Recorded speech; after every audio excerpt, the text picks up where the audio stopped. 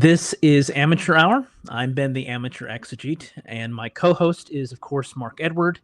And we're here with Pat, who goes by the pen name Lex Lata. We're talking about the Brooklyn Papyrus, a specific papyrus that is used by some apologists to claim that the presence of Semitic names is actually the presence of Hebrew names, and that this therefore suggests that the story of the Exodus in the Hebrew Bible is true.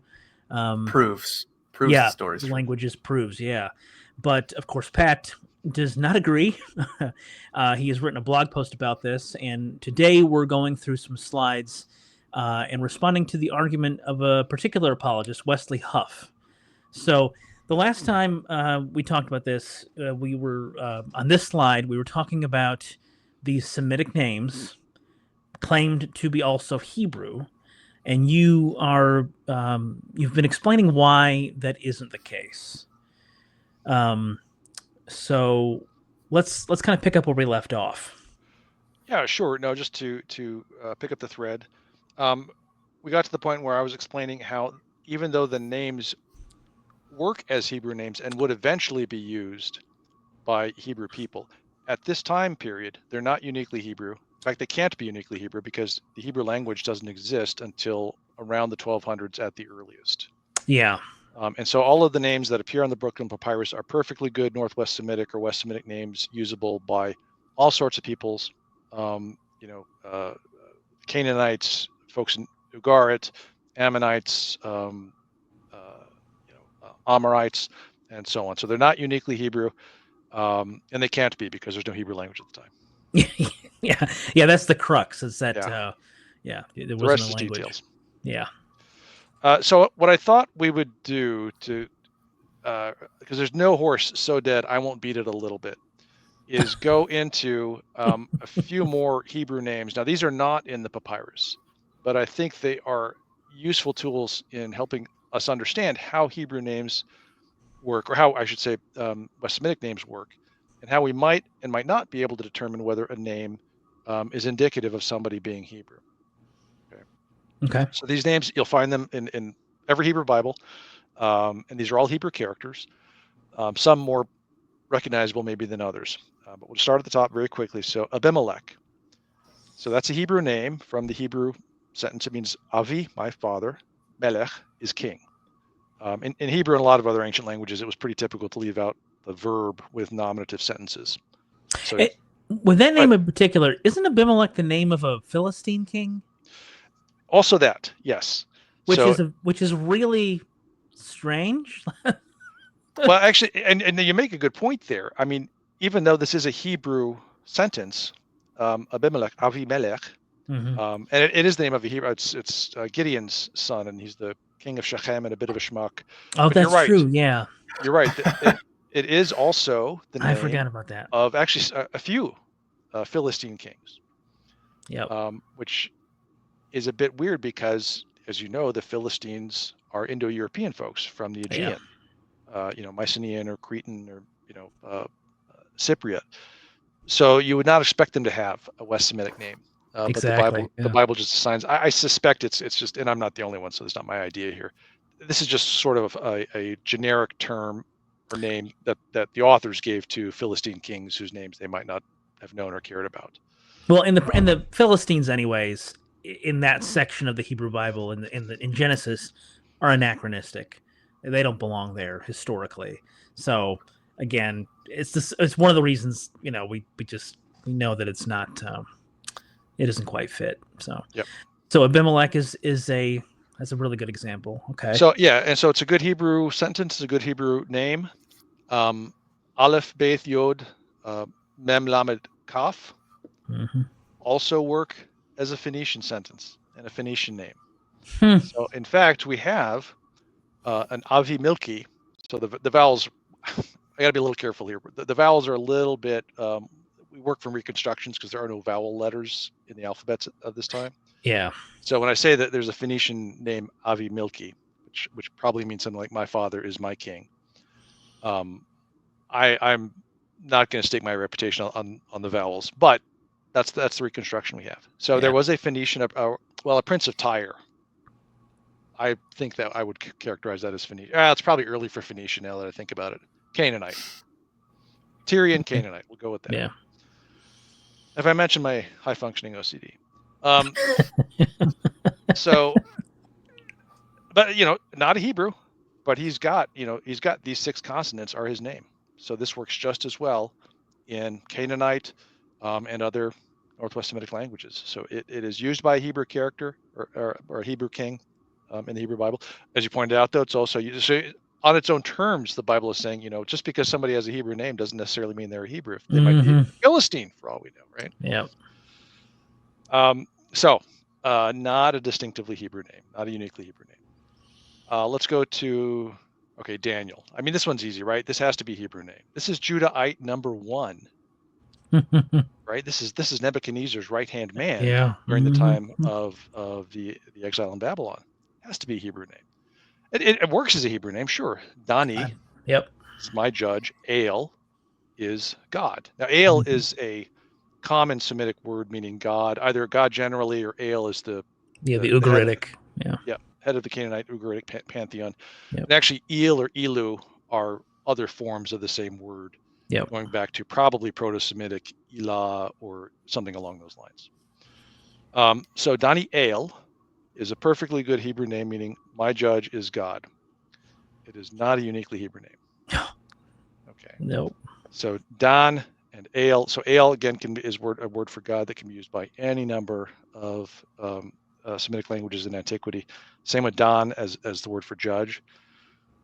So we have examples of this from Ugarit. There's actually a Ugaritic mythological figure named Danael.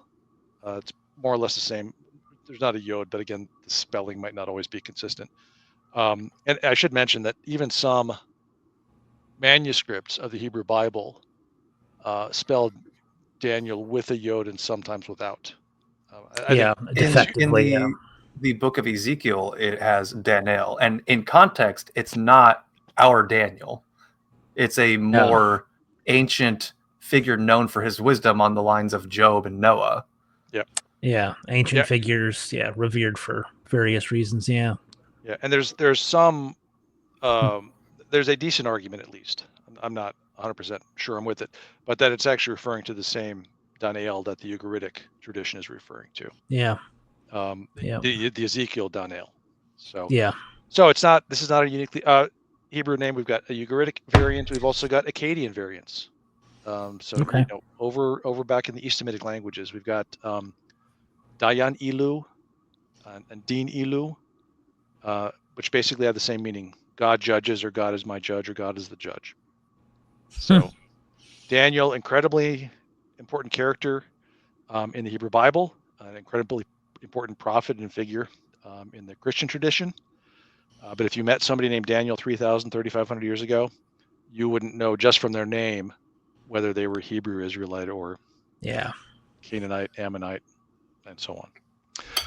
All right, so Nathanael is a good Hebrew name. Nathan means to gave or has given, and El again is a good generic word for God. So Nathanael means God has given or God gave. Nathanael. But Nathan means the same thing in other West Semitic languages. And El, again, is not unique to Hebrew. So this is not a distinctively Hebrew name. Okay. But I paired it with Jonathan, and I did that for a reason. Jonathan is a distinctively Hebrew name. Okay.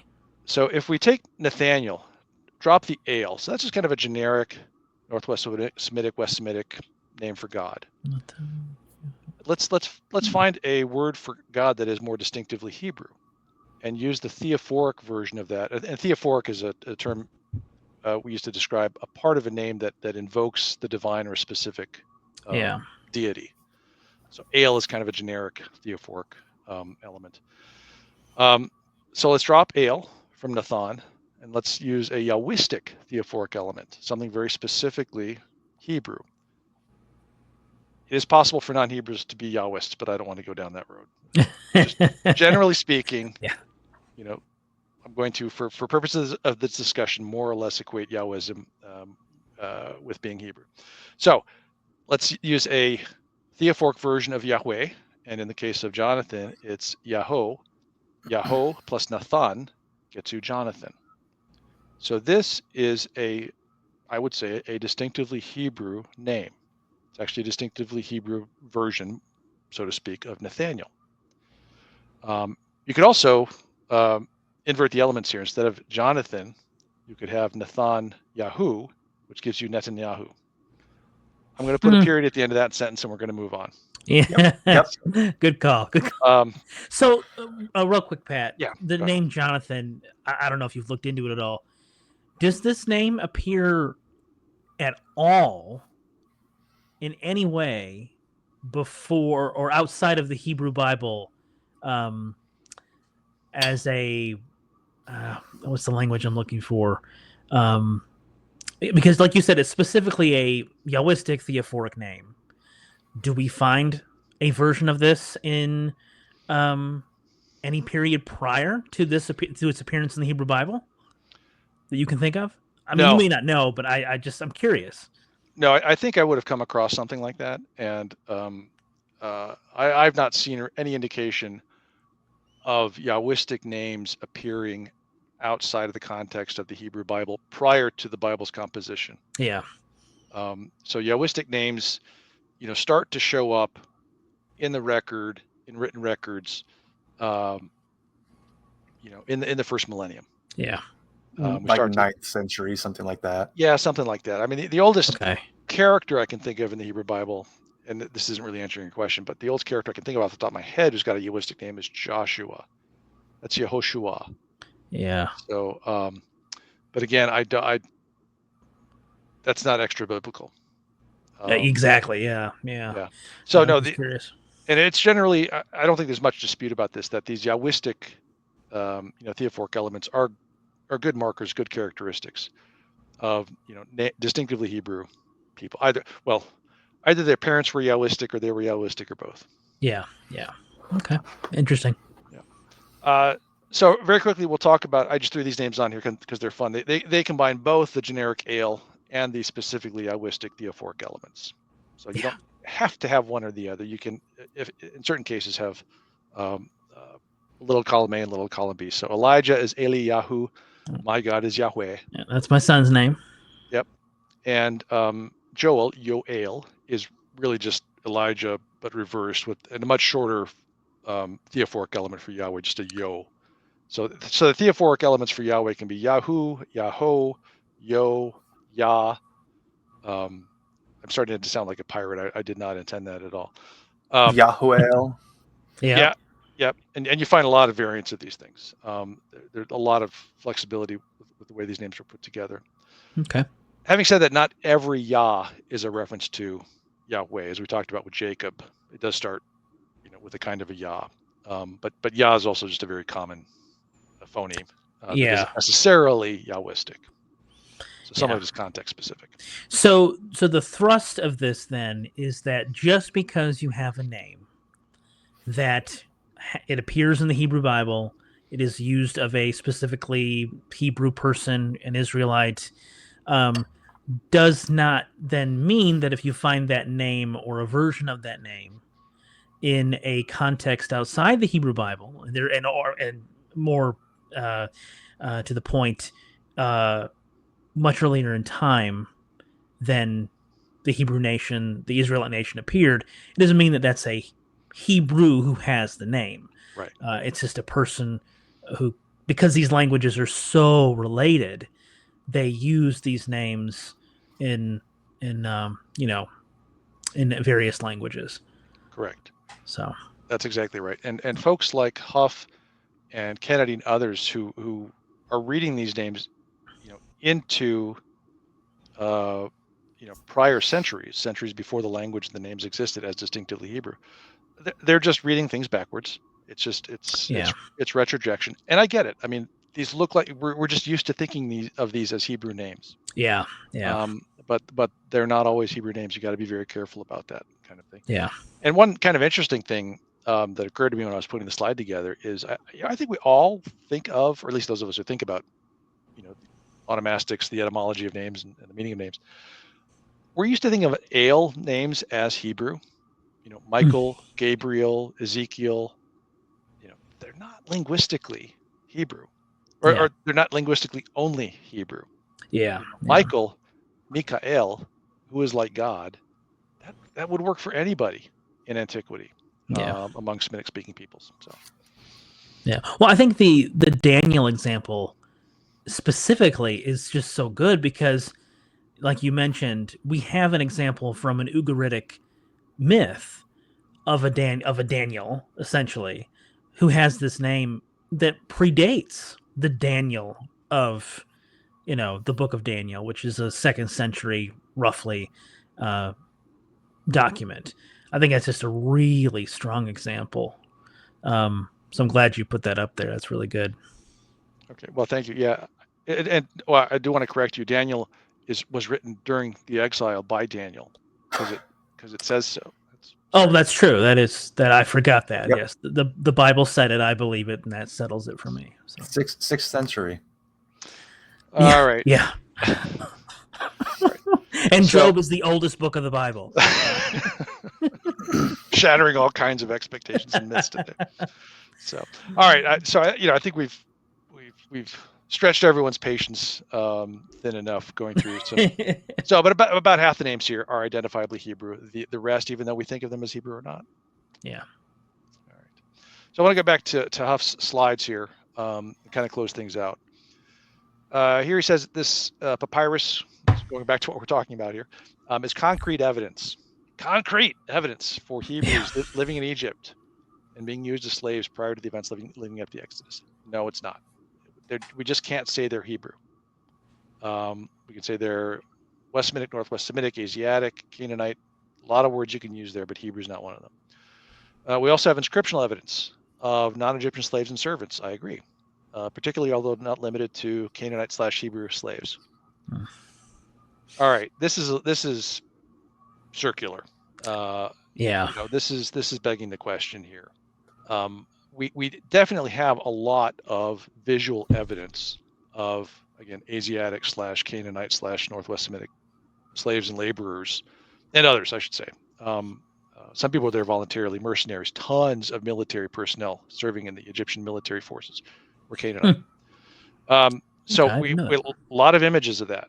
But you can't tell any of them, looking at them, that they're Hebrew.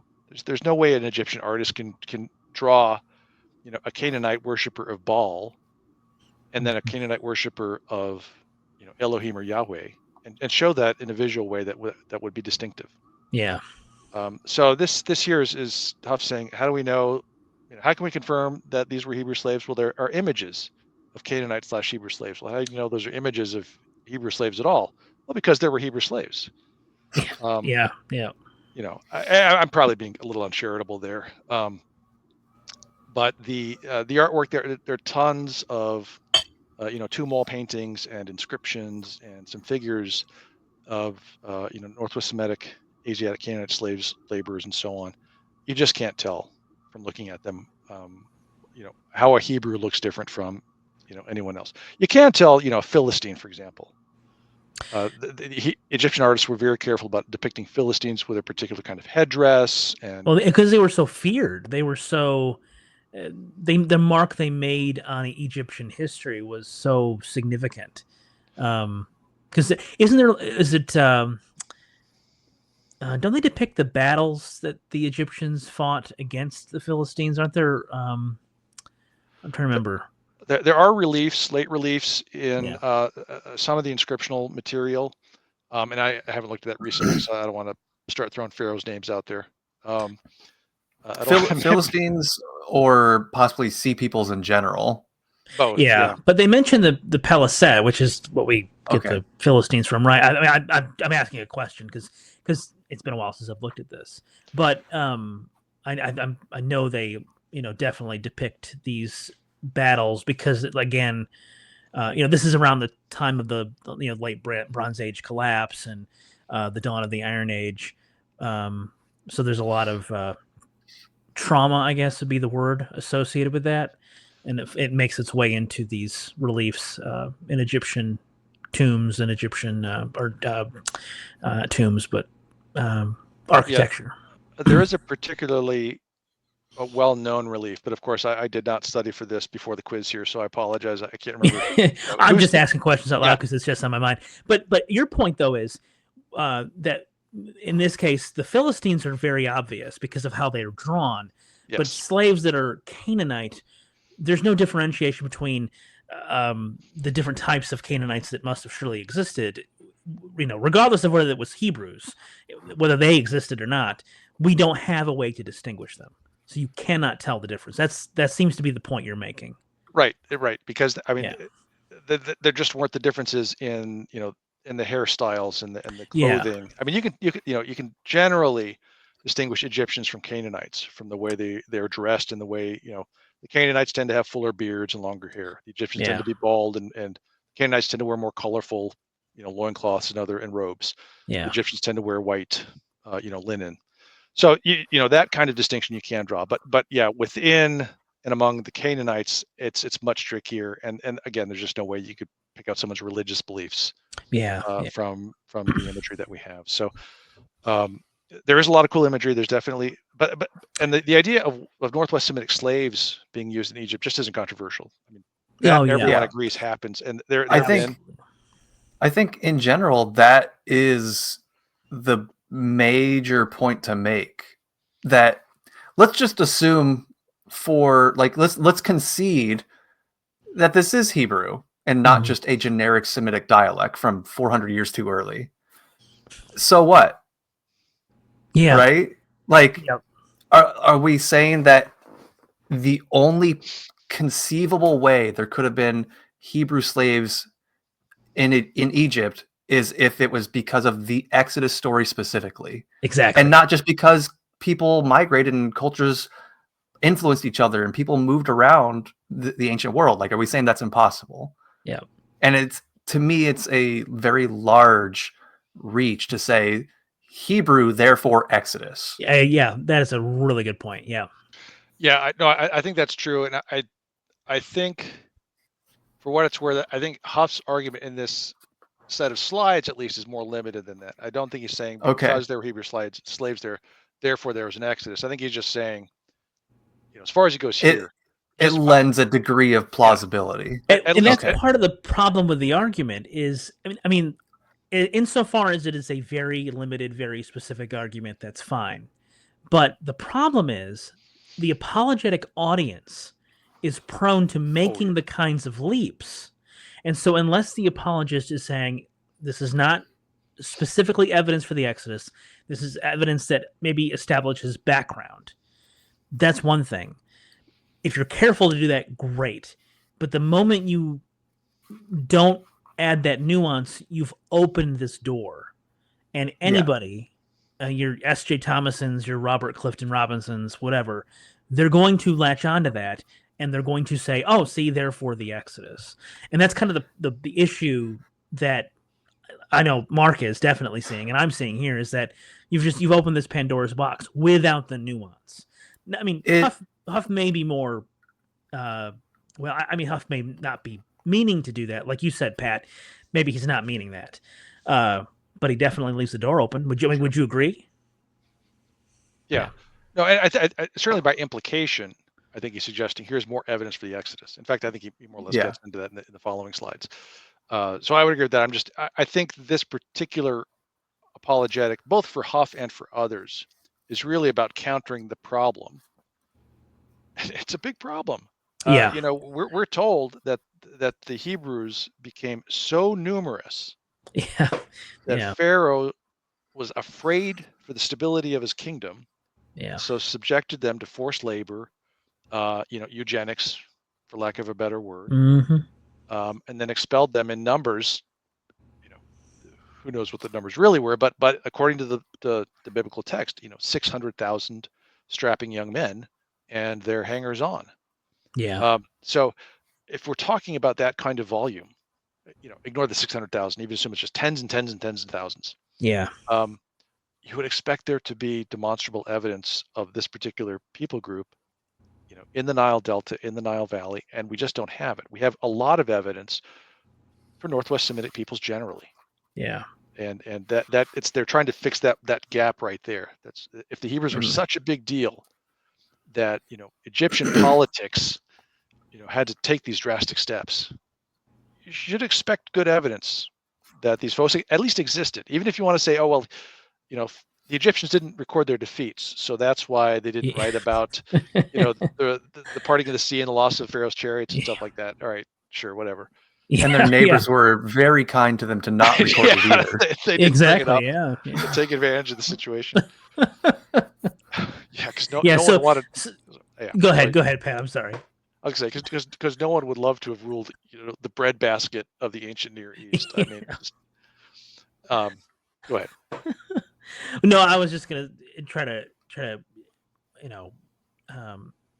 review this for a second, just to make sure we're all clear.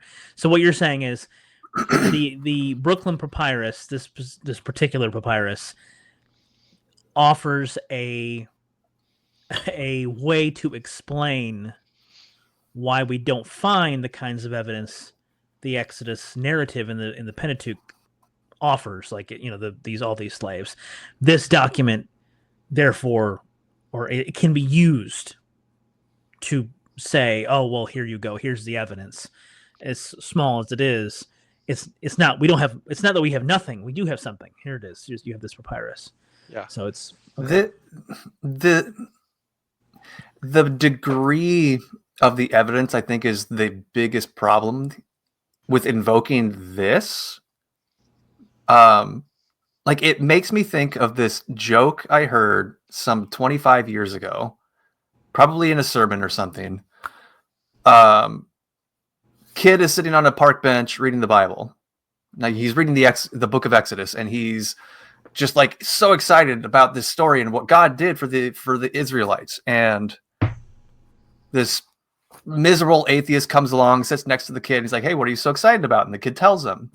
And the atheist, just being so pompous and has to bring this kid down, says, scholars have looked and found that the Red Sea, it was only about 10 inches deep at the time the Exodus story took place. And the kid's like despondent for a moment, but then he's more excited. And the atheist's like, what are you so excited about? And the kid says, not only did God free all of the Hebrews from slavery, he drowned the Egyptians in 10 inches of water.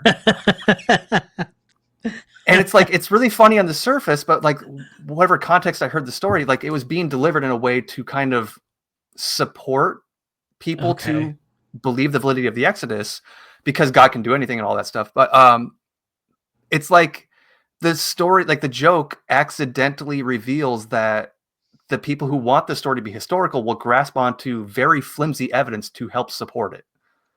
Yeah. Right. And it's like, if this is the most prominent evidence available in absence of all the other things we expect from a story of this magnitude, this is really weak evidence. Yeah, I would agree. And I think I should say there are other similar types of evidence that are used in similar ways. An issue that I see a lot, even among, I think relatively sophisticated apologists, is that they really don't either care to or know how to draw the distinction between Semitic peoples generally and Israelites or Hebrews in antiquity. And so when they see scholars talk about Semitic languages or Semitic speaking peoples and so on, they just, maybe not even consciously, it creates associations for them. You can just assume that means Hebrew. Yeah. And so I think go ahead. I think it comes from really believing the Bible.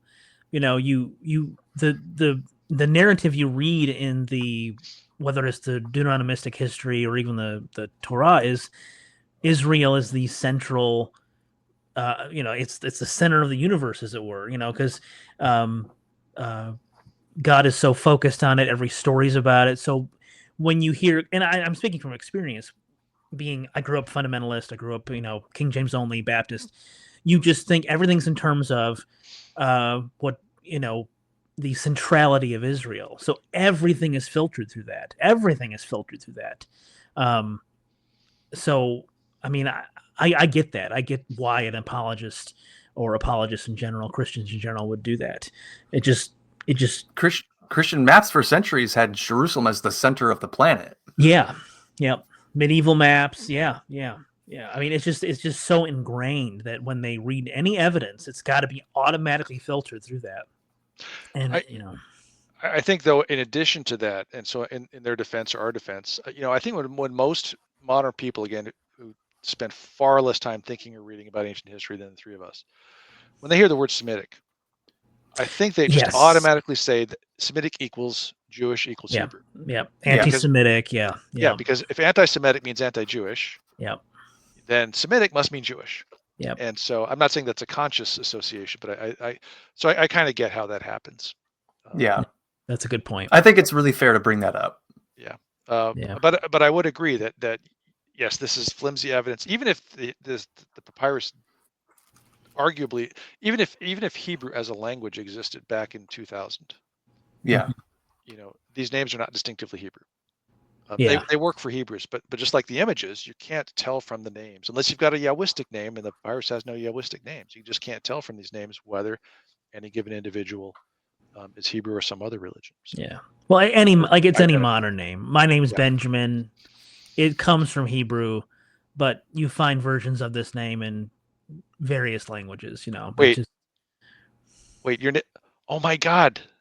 Were you guys, Mark and Benjamin, you guys are Americans. They were Americans in the Bible. yeah. I mean, Yeah. I thought you knew that. That's like that's dispensationalism 101. I mean, come on now. Let's get with the program here. But I mean, no, that gets to a good point, which is, we are the inheritors of the linguistic and onomastic traditions that came to our parents. Yep. The same thing goes for the first Hebrews. They didn't Yep. just decide one day, okay, everyone, don't forget tomorrow, set your clocks ahead. Plus, we're stopping with the Canaanite names and we start the Hebrew names. All Yep. the new babies, That's good. it's a continuum, and the Hebrews inherited the linguistic and onomastic traditions that they got from the Canaanites. That's really good. That's King good. David, no more naming your kids after Baal. That's right. And a very quick side digression. Feel free to cut this again, Ben. I mean, the Baal names were very common in Phoenician.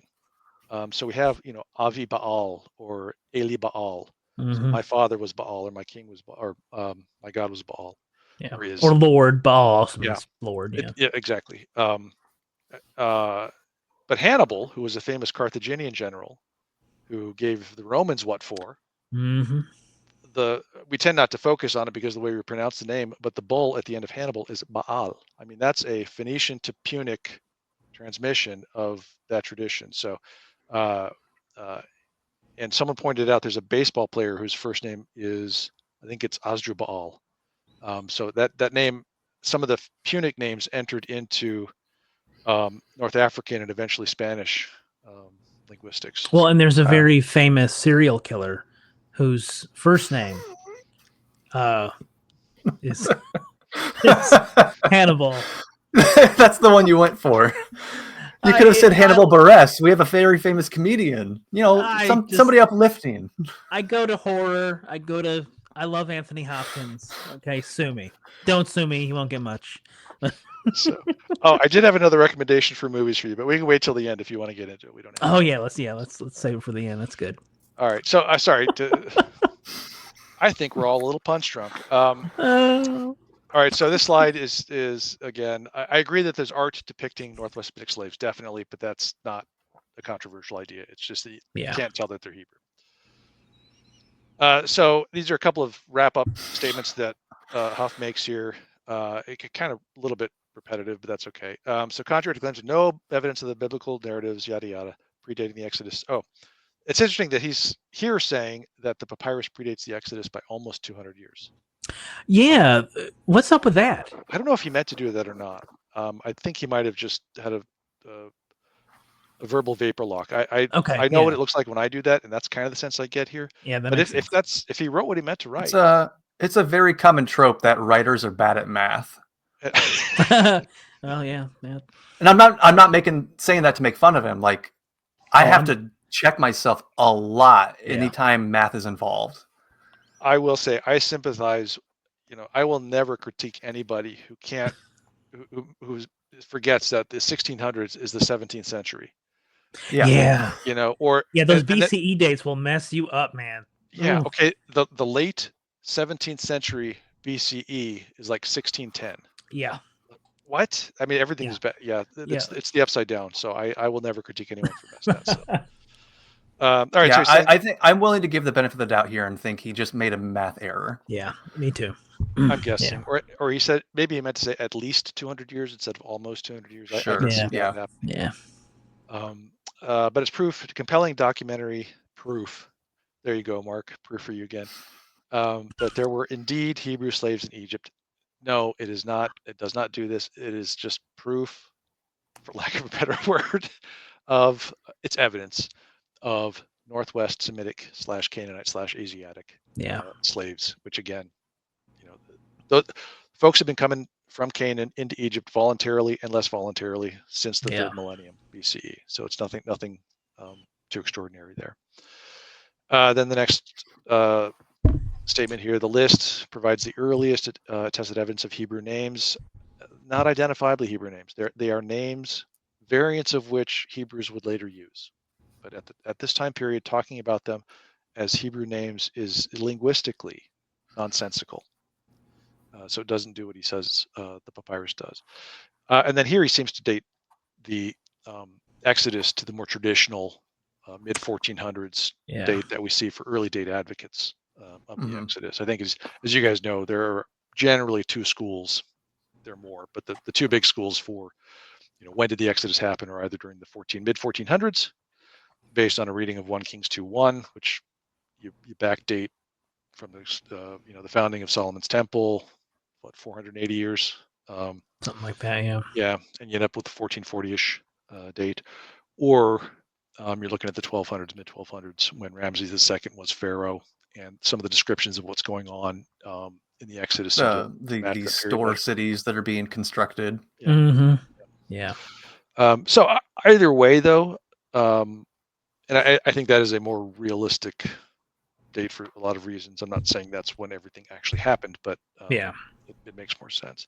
But both of Huff's, whether he means to say, as early as 1610, which is, I see it early as 1550s. I've seen that argued for a few different reasons. You guys probably know more about this than I do. But either way, he's arguing for an early date, whether it's mid 1400s or all the way up to 1610. That's pretty early. Did you guys want to talk about that before we get into the next? I mean, actually, we kind of segue into. I think there's a good point to be made that the Hebrew Bible is wildly inconsistent on the time frames. Like in regards to when the Exodus took place. Or if it happened at all for some tribes. Yeah. For tribes that are like central to the story, even. If you follow the chronology of the Book of Judges, which I don't see any reason to disregard it when you're taking it into account for this narrative of Exodus all the way up through First Kings with Solomon and the temple.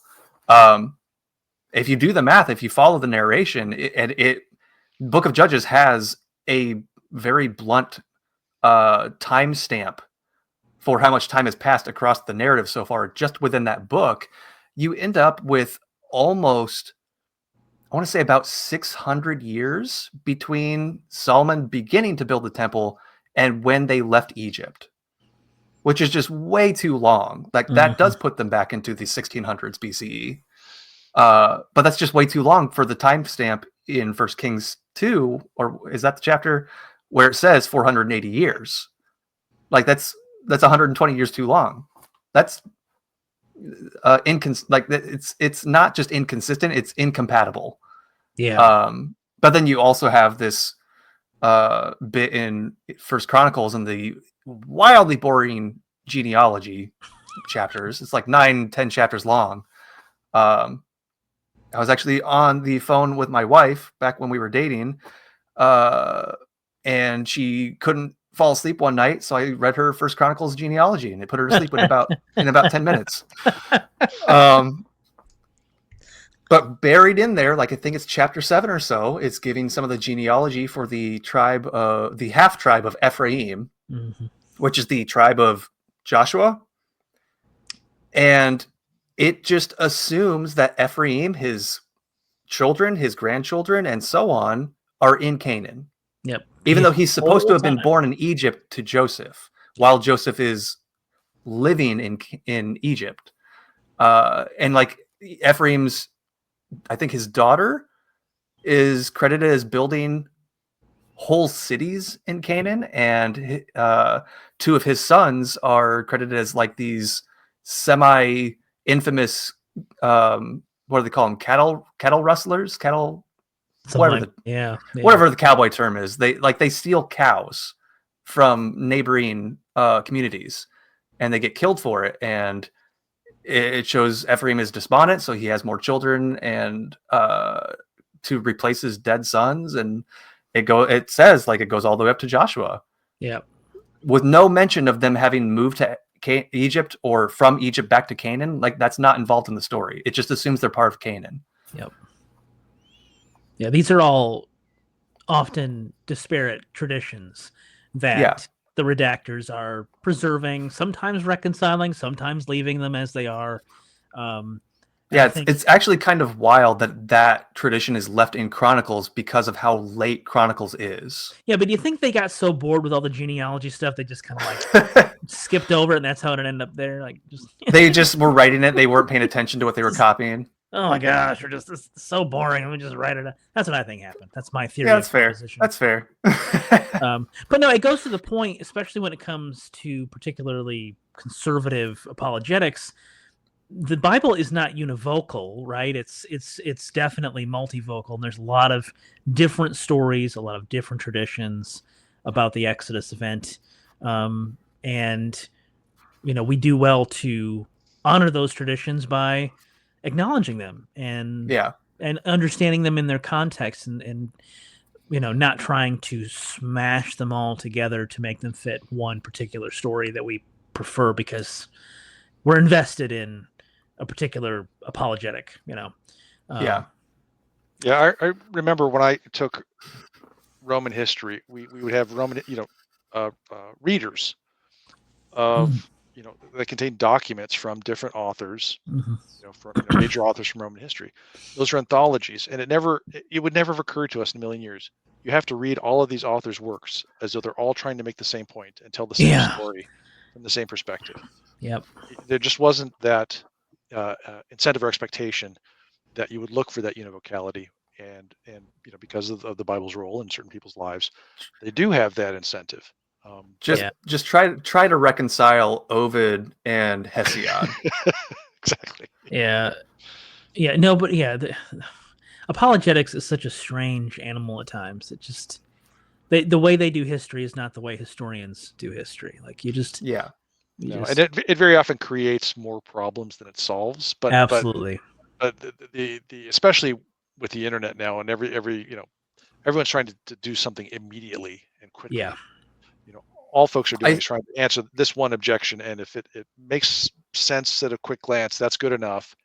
You don't have to think about the consequences. I remember dealing with one apologist who didn't want to take a global flood position, and so had this whole scheme about a local flood, which that's more realistic, and there is a good argument that the flood tradition is based on real local flooding in Mesopotamia.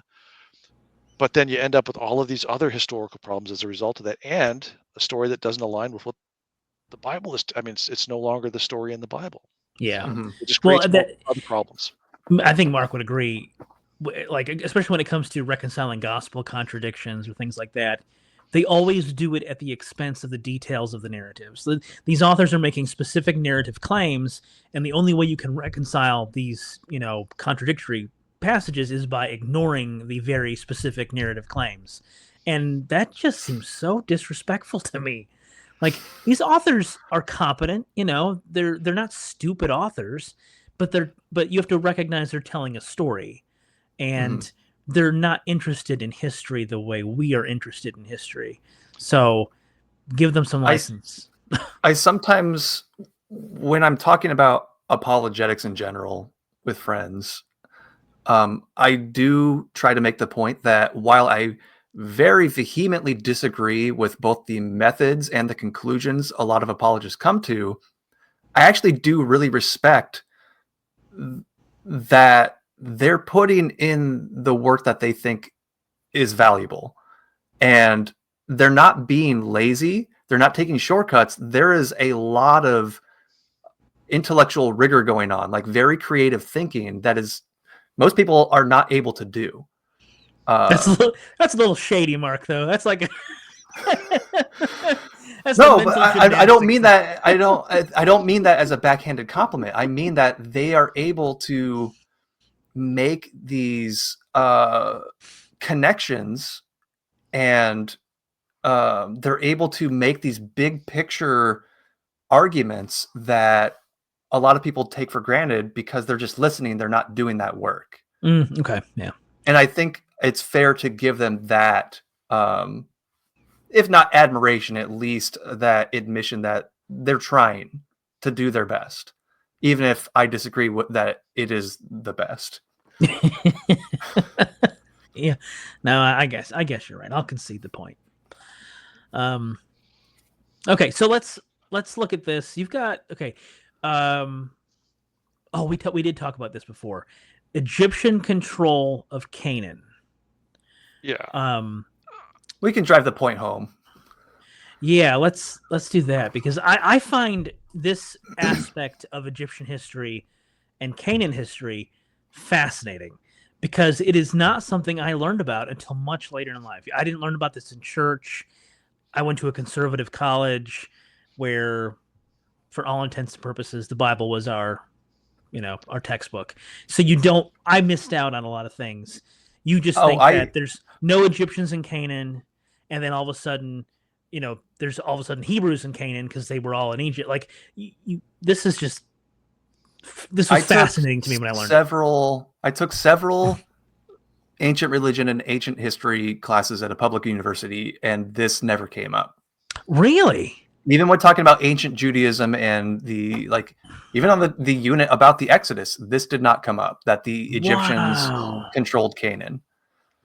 That is surprising. I mean, I can see how if you're working from the Bible or a heavily biblical curriculum, you wouldn't, because the Bible doesn't talk about this at all. This never happened as far as exactly. Yeah. Mm-hmm. But that is surprising that in a outside that context you would, because it's kind of a big deal to the history of the area. Yeah, huge. Yeah. Yeah, it's very interesting history. And if you guys ever get a chance to go to Philadelphia, there's a museum at the University of Pennsylvania. I forget the full name. It's the Pennsylvania Museum of Archaeology and Antiquity or something like that. But the University of Pennsylvania was in charge of some excavations at Beth She'an, which is just south of Galilee. It was one of the major Egyptian outposts in Canaan during this period, and is I think still the largest single source outside of Egypt proper, so outside of the Nile Delta Valley, of Egyptian artifacts. I mean, it was an Egyptian, I'd say, colony, but it was a major administrative outpost, logistics point, military garrison, and so on. So when I had no idea this existed, but the University of Pennsylvania, their museum actually has a whole bunch of this stuff, which I would agree should all be returned, just like everything in the British Museum should be returned. Yeah. But man, it's so convenient to go find it all in one place. So, yeah. But yeah, and it is one of the big issues, certainly with the early Exodus date. Generally, you just can't have the Exodus and the conquest done by 1400 and still have Canaanite mayors. I don't want to call them kings necessarily, but the rulers of the Canaanite cities writing to Pharaoh in the 1300s. According to the early Exodus and conquest dates, they were all gone by this time period. And there's just nothing in the Bible. There's nothing in Joshua. There's nothing in Judges about Egyptians being in the land.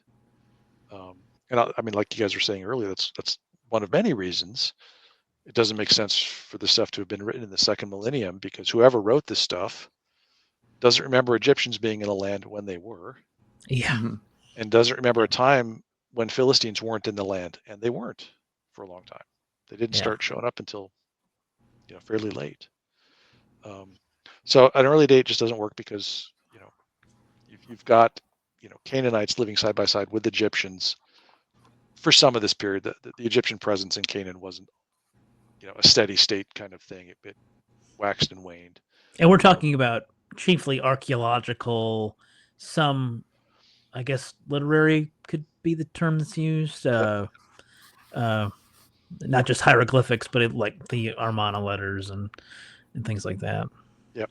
No, I mean the evidence is solid here, and I don't know how apologists who go for the early date really deal with that, except to play very creative and I think untenable games with chronologies.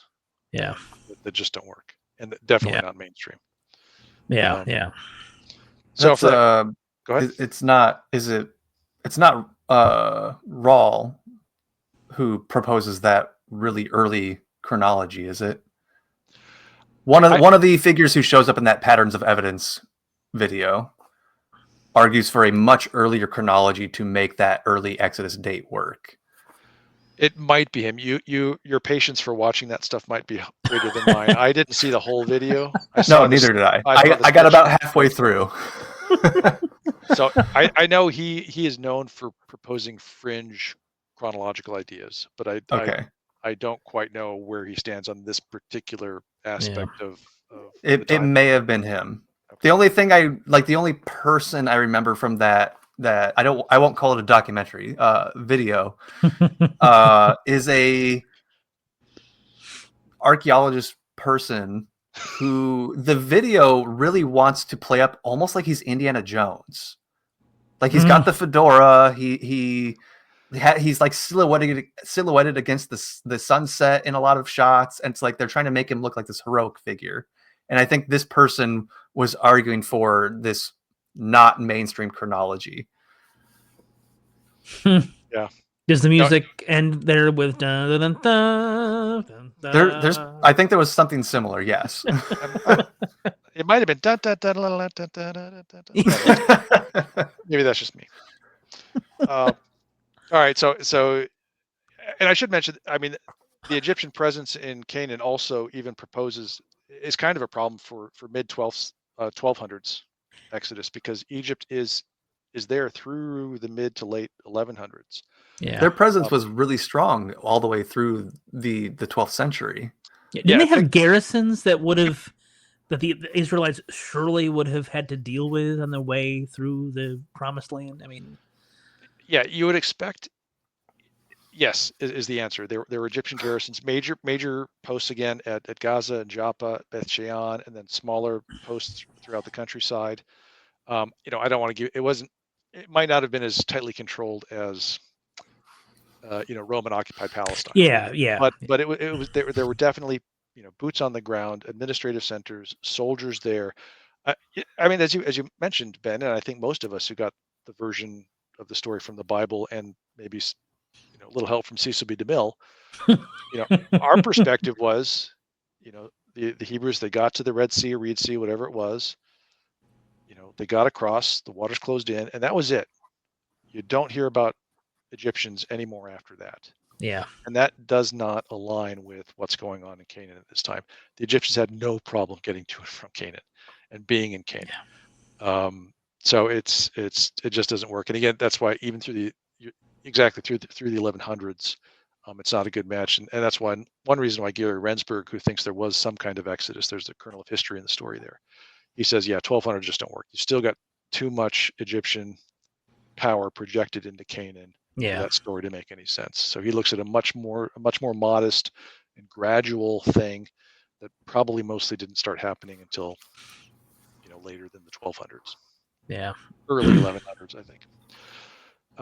So some other reasons to have problems with the early Exodus date. Again, the description of when things are happening, the major building projects, Pithom and Ramesses. Mm-hmm.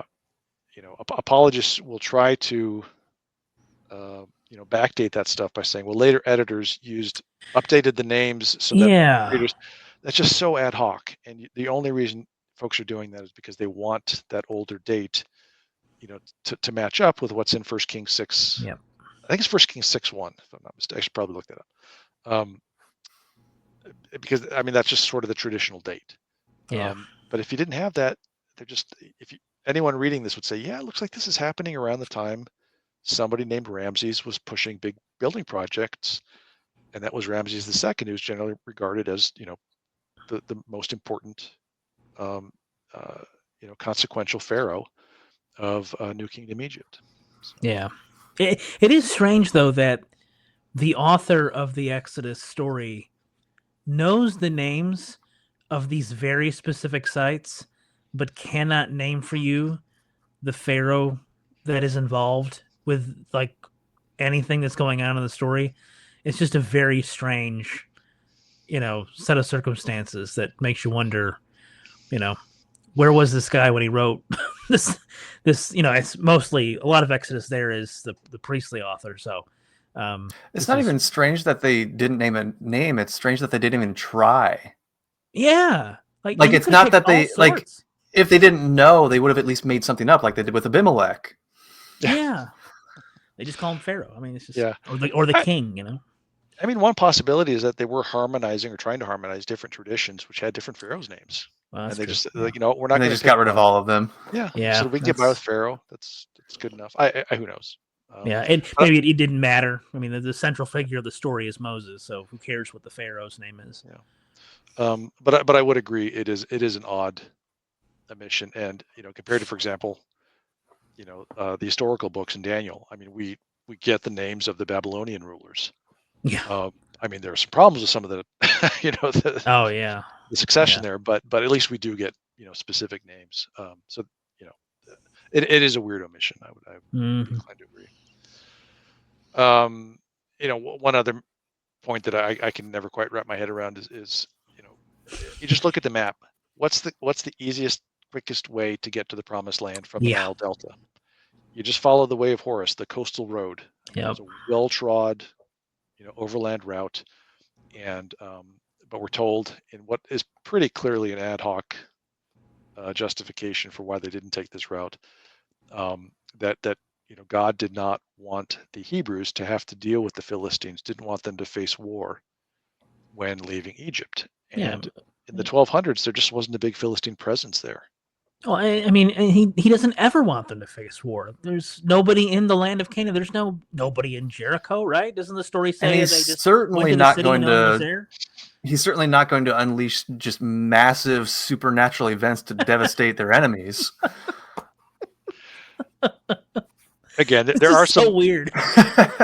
There are some perhaps contrived explanations for things. Yes, very very ad hoc. Yeah. No. Why on earth would Yahweh say, "Oh, I mean, I did just destroy the military of the major superpower in this part of the world, but yeah, these recently arriving sea bandits, that's too much for me. We're not." They got iron chariots. So early date Exodus. I don't know if you guys have any other thoughts on that. No, I don't. This seems like a pretty good encapsulation of the main historical problems. So just a few thoughts. I mean, I think it was we've all been pretty clear here. Most consensus mainstream scholars don't view the version of the Exodus in the Bible as being historical. It may reflect actual historical events. I'm inclined to think it does, but just not. Again, the Cecil B. DeMille version, where you've got this huge Hebrew population all located in Egypt, all leaving at about the same time. Yeah. Crossing the Red Sea or the Reed Sea, going through the Sinai, up through the Transjordan, and then moving across the Jordan River and conquering all of Canaan within the space of a generation. Yeah. But what did happen? So there, a bunch of different ideas. And for me, they kind of fell nicely into this quadrant. The explanations fell into this quadrant box. Although these are not all mutually exclusive. You can get a little bit of one and a little bit of the other.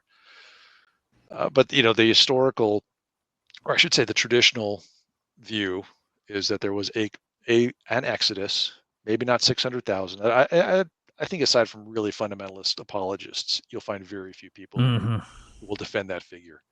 You'll find some of them going through some absurd contortions to say Aleph doesn't mean thousands, but that's yeah.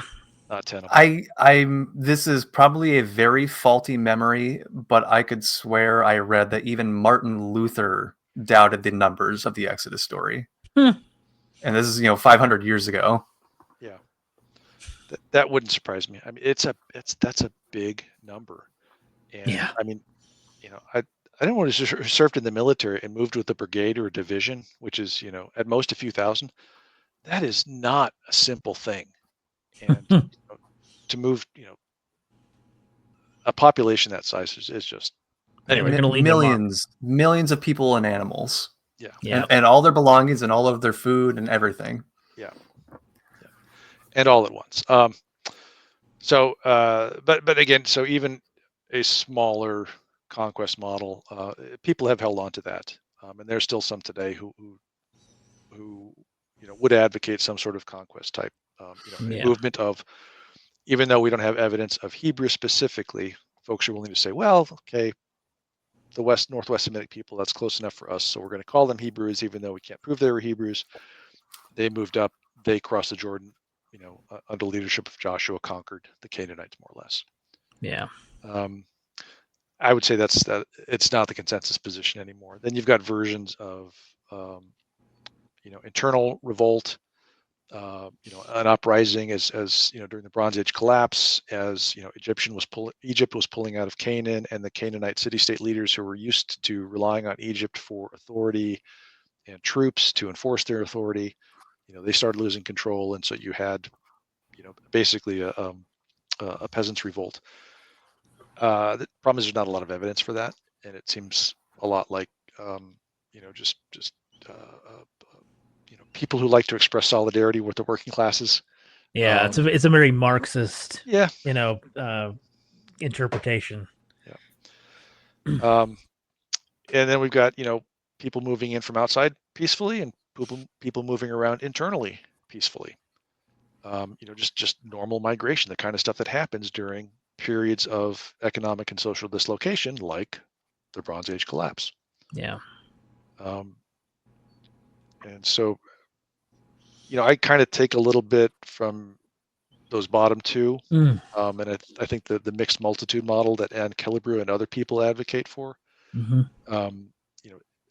it's kind of where I find myself landing, because I feel like the evidence really does tend to point in this direction. So I just like this quote: although it's impossible to reconstruct with certainty the proto-history of Israel's origins, it most likely comprised diverse elements of late Bronze Age society, namely the rural Canaanite population, displaced peasants and pastoralists, and lawless Hapiru and Shasu. Really quickly, just for folks who don't know, I'm sure you guys do, but maybe some viewers don't. So the Hapiru, or Apiru, excuse me, are local bandits or brigands who tend to kind of are raiders and highwaymen within and around close to Canaan. There is some reason to think that they're associated with the Hebrews. Maybe Apiru is linguistically related to Ivrit, or Ivri, the Hebrew word for Hebrew. I don't think that's conclusive, but there's some arguments for that. Yeah. But the Hapiru are just sort of mobile troublemakers within Canaan, and then the Shasu are nomads from south of Canaan and to the east of Egypt, so they're not really in Egypt. But there are indications, well, we know for a fact that Egypt knew about the Shasu, and there are Egyptian records that refer to the Shasu of Yahweh, or Yahweh, something like that, and that may be a reference to Yahweh. It's not clear whether that's a place or a deity, or it could be both. Interesting. Okay. Ashur is the name of a city and the god of the Assyrians. So there's some thinking that maybe Yahweh came from south of Israel. Some Shasu nomads migrated up into Canaan and blended with this mixed multitude. Little bits of evidence, even in the Hebrew Bible itself, just sprinkled here and there, that maybe not locate, but they identify Yahweh with Midian, Edom, south of Canaan. Yeah, that's right. Yeah, isn't I didn't check this, but I was thinking about it. Is the first time that Yahweh actually speaks to Moses, is that in Midian? I don't think he talks to him in Egypt. Oh, I think in the narrative, yeah, in the book of Exodus, it's when Moses he flees Egypt because he Right. was caught having murdered somebody, and I think he settles in Midian, Yeah. and it's there that he goes. His father-in-law is a priest of Midian. Yeah. Yeah, goes off, chases the sheep to some place, and then hey, there's a burning bush. Yeah, that's interesting. So A there's little bit sprinkled here and there, yeah. Yeah. Well, I just started reading Karl van der Toorn's new book, Israelite Religion, and he actually describes, you know, uh, the mutual influences between Amorites from the north and their focus on an Ale deity, indigenous Canaanites and their focus on a Baal deity, and then the southern elements, Shasu, Edomites, Moabites, and so on, kind of bringing in this Yahweh. And so you've got kind of these three kind of similar related traditions all coming together in the Central Hill Country, which would be where eventually you get if there was a United Kingdom. If not, then Israel and Judah. So interesting. Yeah, no, it is interesting. Let's see. So to wrap up the quote here: fugitive or runaway Semitic slaves from New Kingdom Egypt may have joined this mixed multitude. I think that leaves plenty of room for something like Friedman's Levite, Richard Elliott Friedman's idea that a very discrete, modest group of northwestern Semitic speaking peoples who became or were the Levites, Yep. actually did physically move from the Nile Delta up into Canaan. And then I like this sense because it kind of captures an important part of this, at least for me. New Kingdom Egypt's decline and eventual retreat from Canaan undoubtedly was one of the major contributing factors in Canaan's return to a more fragmented kinship-based tribal society and Israel's subsequent ethnogenesis.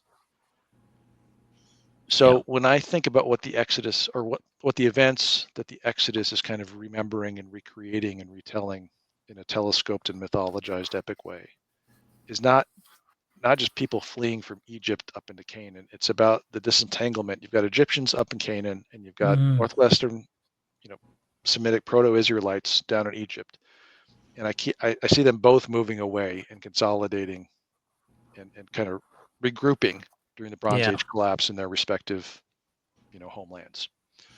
That's probably simplifying too much already, but but ironically, it's the opposite of the Exodus story, right? It's not Israel out of Egypt; it's Egypt out of Israel. That part of it, yeah. It's I think it's both, but yeah, exactly. It's I mean, territorially, yeah. Territorially. Yeah, that's what I mean. Yeah. Yeah, no, that's exactly right. But then you look at it sort of conceptually, it's liberation from Egypt either way. Exactly. Yeah. Very true. Yeah. Yeah. And so I think Ron Hendel writes about this.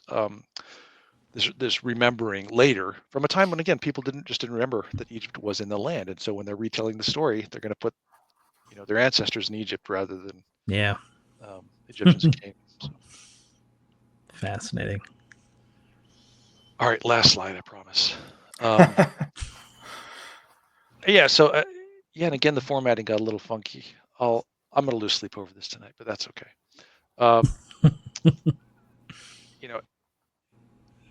Tying this back together with Huff's post and the linguistic aspects of things, there are just substantial lines of evidence for continuity between the Northwest Semitic Canaanite communities and peoples and the folks who would become the Hebrews, the Israelites, and the Judahites. Yeah, there is a lot of archaeological evidence for this. There's a lot of religious evidence. So Mark Smith in particular and Frank Moore Cross write about how you've got common religious themes, common religious motifs between these groups. Again, Israel's name is Israel. It's not Israyahu. Yeah. I don't want to put too much emphasis on that, but I think it is indicative of the origins of the religion that we see reflected in the Hebrew Bible, or religions maybe. And then, I mean, the linguistic continuity. Mhm. You know, what we see with happening in Canaan during the Iron Age is not what you would expect to see if you had this massive conquest. Yeah, A bunch absolutely. of people come in and just immediately adopt, the housing and pottery and deity names and alphabet and language of the people they've just wiped out. No conquest in history. I shouldn't say that. Someone will find one. Yeah, But exactly. Yeah, you gotta be careful. it's hard to imagine that the Hebrews, to whom the Canaanites have been described as these depraved, immoral people worthy of extinction. Yeah.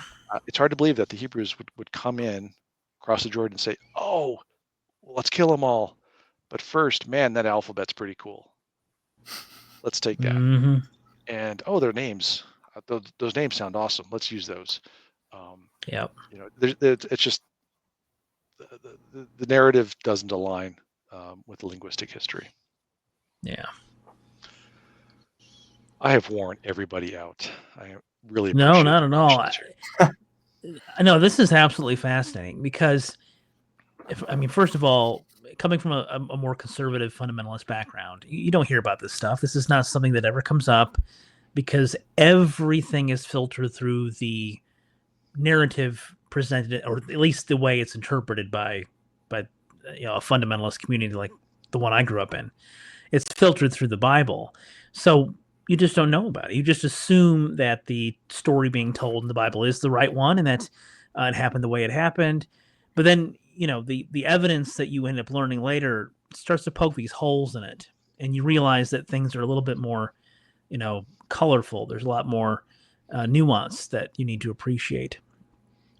But I think one of the things that you do well here is to show just how important it is to get the details right.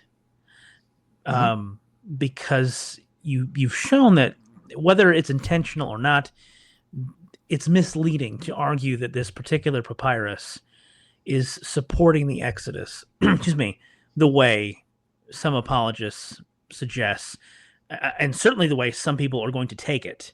The intended audience is going to take this and run with it. I'm sure some pastors pick this up and spread it from the pulpit, which can be very problematic and dangerous. Just as an example, when I was in college, we were taught that when Jesus says that the rich man can't make it in heaven the way that the camel through the eye of the needle, that whole little parable, and we were taught there was a needle gate and that the only way the camel could get through it was on its knees. Mm-hmm. Which is, it was meant to say, you can make it, you just got to be on your knees, and that was complete and total nonsense. But I repeated it. I learned that in college and repeated it to a group of college students I was teaching when I was in ministry, and learned later that it's just mythology. It's not true. But these sorts of things, they end up having their own, to use the academic term, reception history, and then they end up being just spread in apologetic circles. So I think what you've presented is really, really valuable. Even if it seems pedantic and mundane, it's not. It's important to realize the nuance. So I really value what you've done here. Well, I mean, thank you both. I'm under no illusion that this is going to change the course of Papyrus Brooklyn 351446 discourse. This is my Joe Rogan moment, so I do thank you for that. That's quite the accusation you're making. The numbers are just not in our favor. I mean, we talked about it, Brandolini's law. The amount of effort you have to expend to debunk bullshit. Yep. Orders of magnitude greater than the amount it takes to generate it. So, and again, I get it. This, if I had read an argument like this apologetic 30, 40 years ago, I'd have said, oh yeah, that a person with a PhD is pointing at names that look like Hebrew names to me in this document at the right time period. Yeah. They deliver the information so confidently and briskly that it makes it easy to remember, and it makes it seem reliable.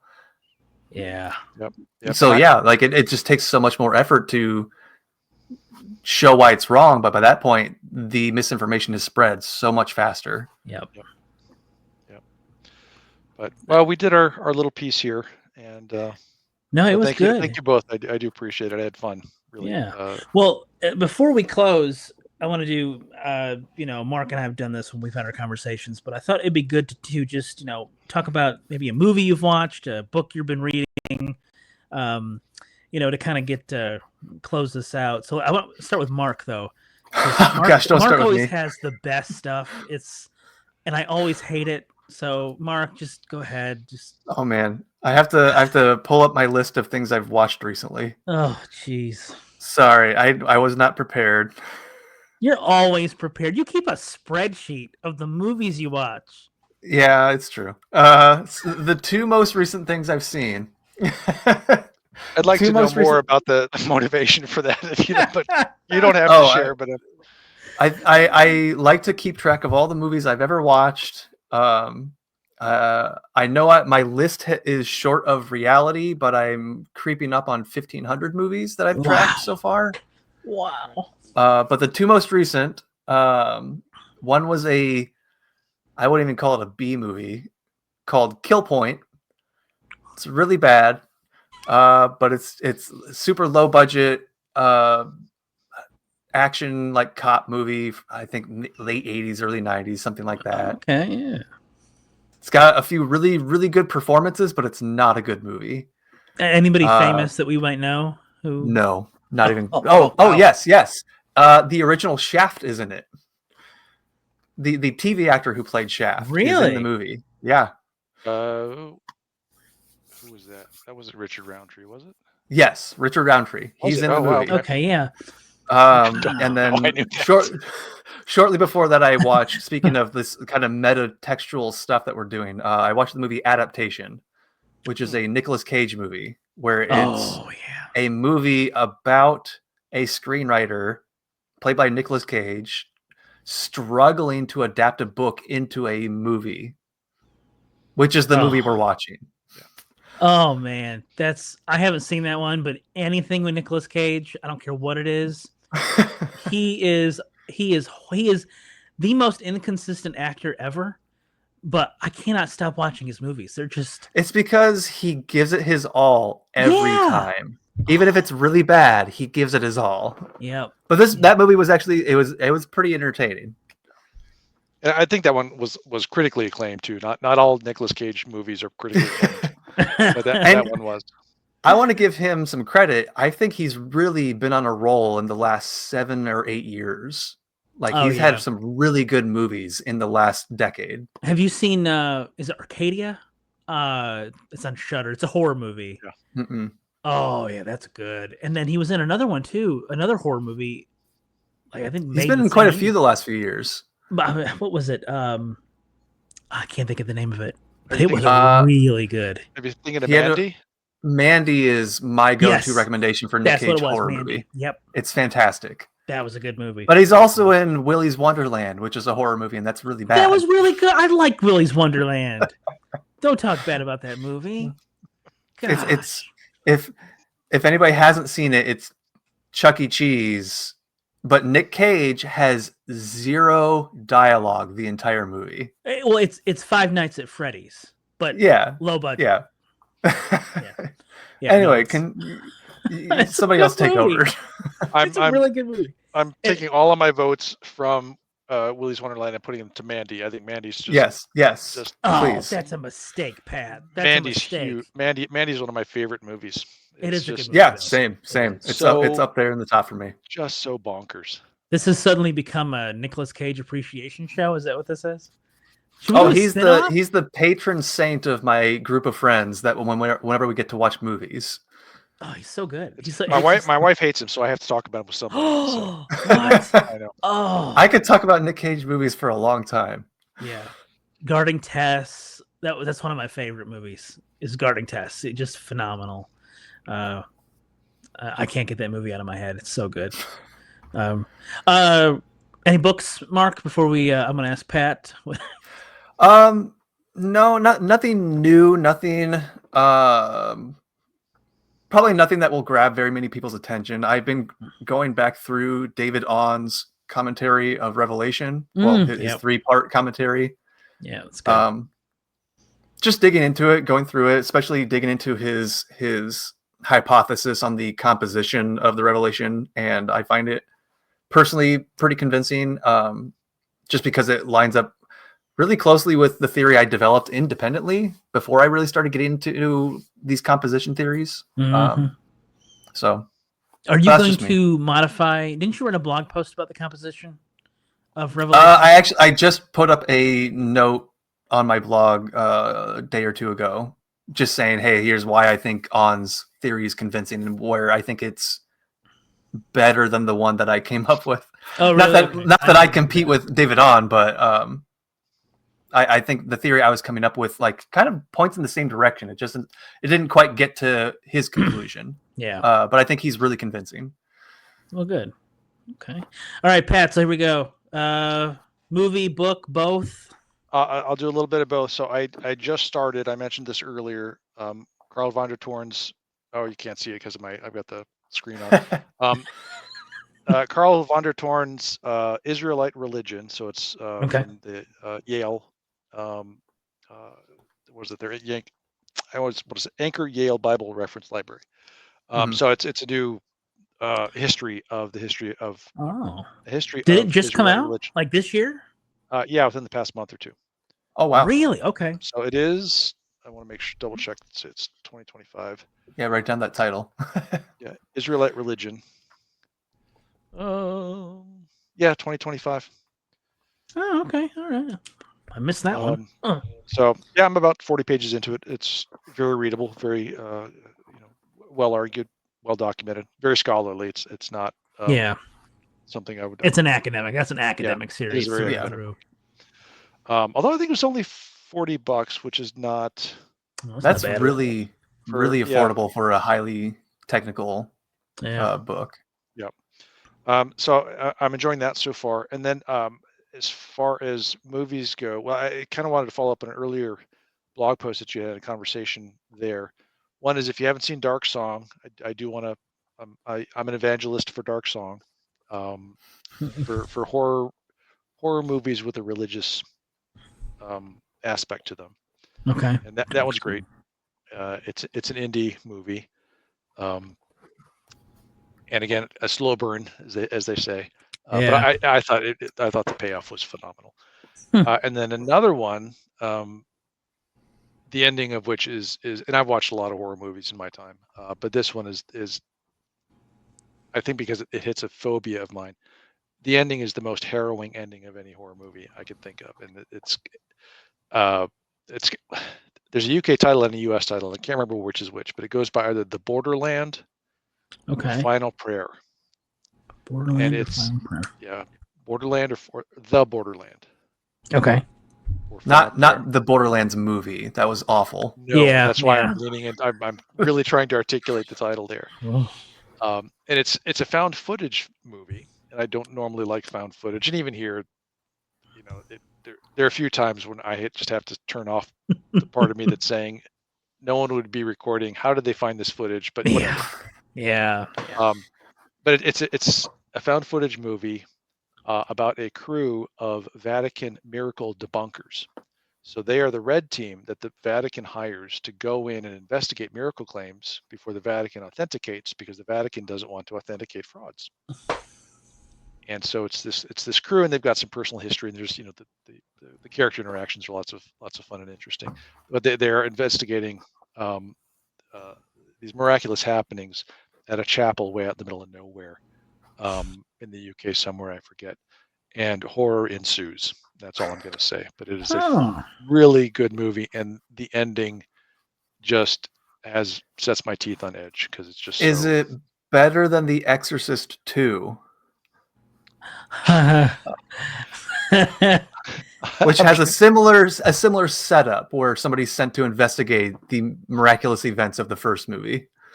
It's been so long since I saw The Exorcist 2. I remember liking it. That's the one? Is that the one with George C. Scott? Or am I misremembering? Oh, I don't remember. It's Shoot. got Ned Beatty, I think. Okay, yep. Some of the Exorcist and Omen movies get mixed up in my Yeah, me that's too. fair. Oh, yeah. So I'm gonna have to take a pass. I don't know which one's better. I suspect that the Borderland Final Prayer is better, but Yeah, that's fair. Anything from you, Ben?